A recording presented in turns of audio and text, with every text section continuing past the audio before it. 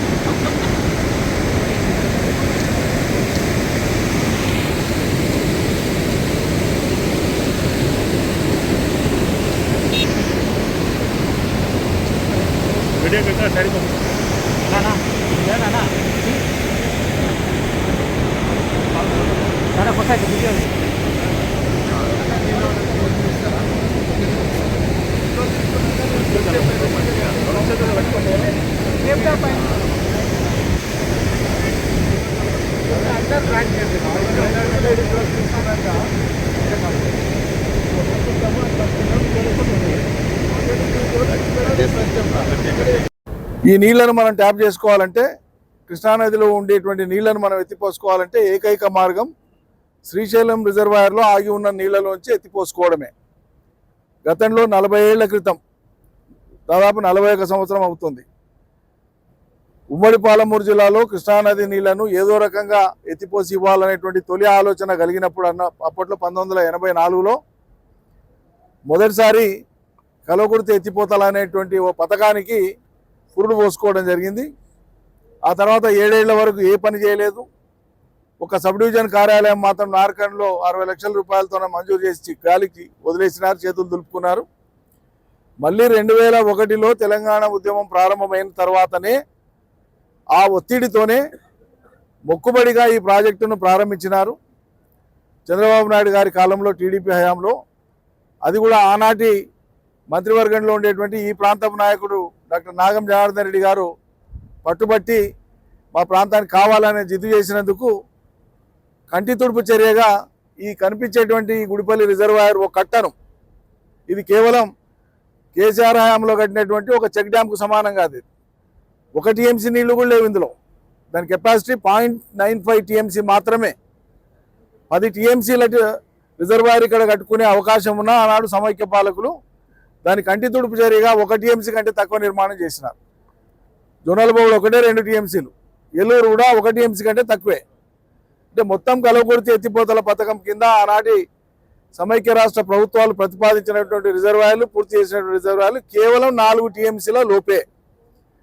అంటే 4 పంపులను పెట్టి పంపింగ్ చేసినా కూడా నీళ్లను వాడుకోలేనటువంటి ఒక దుస్థితిని పెట్టే ఆ రకంగా స్కీమ్ తయారు చేశారు. అయితే ఇందులో మనం ముఖ్యంగా మాట్లాడుకోవాల్సింది ఏంటంటే, సరే నీటి కష్టాల కోసమే తెలంగాణ రాష్ట్రాన్ని తెచ్చుకున్నాం, కొట్లాడినాం, తెలంగాణ వచ్చింది. కేసీఆర్ నాయకత్వాన ఈ కల్వకుర్తి ఎత్తిపోతల పథకం పూర్తి కావడం కోసం కాంగ్రెస్ తెలుగుదేశం పార్టీలు 30 ఏళ్ల కాలం తీసుకొని 2500 కోట్ల రూపాయలు మాత్రమే ఖర్చు చేస్తే కేవలం 5-6 ఏళ్ల కాలంలో కేసీఆర్ ప్రభుత్వం సుమారు 3,000 కోట్ల రూపాయలు ఖర్చు పెట్టి కల్వకుర్తి ఎత్తిపోతల పథకం మొత్తాన్ని పూర్తి చేయడంతో పాటు 40 టీఎంసీలు వరద జలాలలో 40 టీఎంసీల నీళ్లను కేటాయించుకోవడం జరిగింది. అంతకుముందు 25 టీఎంసీలు వరద జలాల్లో ఉండే.